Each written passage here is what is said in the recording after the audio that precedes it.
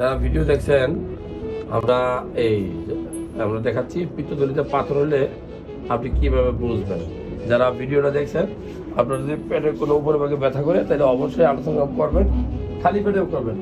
একটা ফোলা হয়ে ফোলা এই দেখেন ক্লিয়ার ক্লিয়ার ক্লিয়ার। এই পিত্তথলিতে সবগুলা করে পাথর, এই সাথে এগুলো সব পাথরে ছায়া পড়তেছে, ছায়া পড়তেছে না দিকে পেটটা ফোলা ক্লিয়ার ক্লিয়ার ক্লিয়ার ক্লিয়ার। এই যে সব পাথর, এগুলো সব পাথরে সব। এখন তোমার হাজবেন্ড দেখবে নাকি তোমার যে পাথর আসছে জানতে তুমি আগে থেকে নাকি আজকেই প্রথম ধরা পড়লো? যাক, রোগ ধরাটা ভালো, বুঝছো, ভয় পেয়ে না।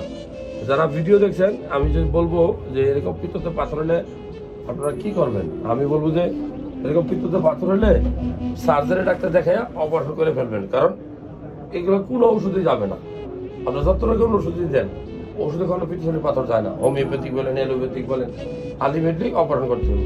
তো দেরি না করে এটা 4টা ফুটা করে ল্যাপারোস্কোপিক অপারেশন সার্জারি করে ফেলবেন। 50-60 হাজার টাকার মতো খরচ হবে, আমার কাছে মনে হয় এটা সবচেয়ে ভালো।